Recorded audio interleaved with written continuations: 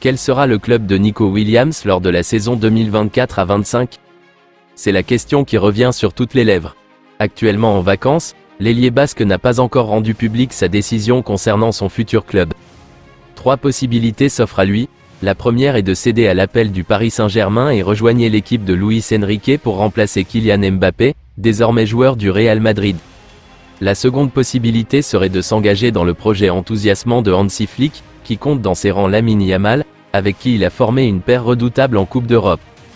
La troisième option serait de rester à l'Atlético Bilbao et de continuer à représenter le club basque en Ligue Europa, en compagnie de son frère aîné, Iñaki. Avant de prendre sa décision finale, Nico Williams a fait le choix d'annuler une option.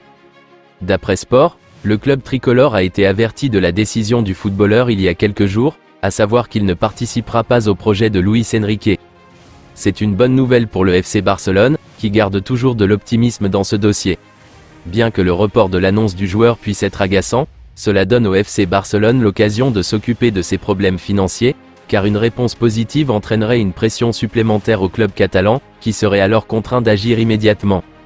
Confiant sur le dossier Nico Williams, Joan Laporta vivrait de plus en plus mal le possible échec du FC Barcelone sur ce transfert.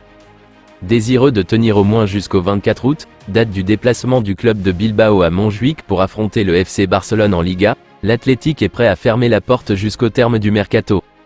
Une situation, combinée à une attente populaire très forte, qui commence à crisper Joan Laporta, jusqu'alors très confiant à l'idée de clore la venue de Nico Williams. Si, jusqu'à présent, le président du Barça répondait avec le sourire aux supporters lui demandant la date de l'arrivée de Nico Williams, ce dernier éviterait désormais les fans pour ne plus avoir à répondre à ce « harcèlement » qui l'agace de plus en plus selon AS. Un signe de nervosité comme un aveu d'échec dans le dossier phare de l'été des Blaugrana? Alors que le Barça souhaitait enrôler un milieu, le nom de N'Golo Kanté faisait surface après son bel Euro. Le coach de Barcelone fait un gros choix. D'après les informations du Mundo Deportivo, le Barça garde un œil sur N'Golo Kanté, désireux de quitter l'Arabie Saoudite où il évolue actuellement avec Al Ittihad. Malgré un contrat signé l'été dernier jusqu'en 2027 pour environ 25 millions d'euros, le milieu de terrain français souhaite retrouver une ligue d'élite. Le club catalan, sous la direction de Deco, a exploré la possibilité de l'incorporer, obtenant même l'accord des agents de Kanté. Cependant, l'entraîneur Hansi Flick a mis en pause cette initiative, préférant évaluer les performances des jeunes talents du Barça. Flick, qui prône un rajeunissement de l'effectif, veut d'abord explorer les ressources internes avant d'envisager de recruter un joueur expérimenté comme Kanté. Cette décision s'inscrit dans une stratégie visant à favoriser la durabilité et la capacité des jeunes joueurs à enchaîner les matchs. Le départ de Xavi Hernandez a laissé la question du renforcement du milieu de terrain en suspens. Bien que l'option d'acquérir un joueur comme Mikel Merino ait été écartée, le besoin de renfort reste présent. Pour l'instant, les efforts financiers du Barça se concentrent sur l'attaque, reléguant l'arrivée d'un nouveau milieu de terrain au second plan.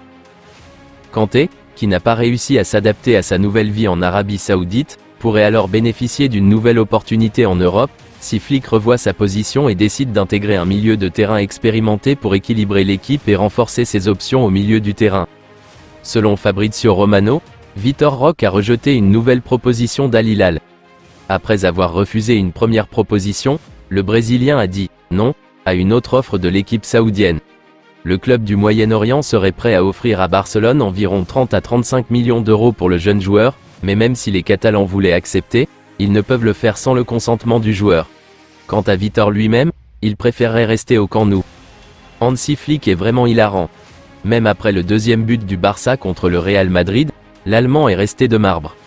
N'oublions pas sa réaction lorsque le Bayern Munich a remporté sa victoire historique de 8-2 contre le Barça en 2020. Est-ce que Hansi est une machine? Quoi qu'il en soit, on ne peut pas se plaindre. Nous n'avons pas pressé pendant 90 minutes, contre le Real Madrid.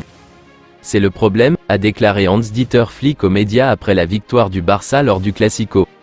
Le Barça a bien commencé le match à cet égard, en pressant l'adversaire très haut et intensément. Ils ont semblé ralentir après la pause avec de nombreux remplacements.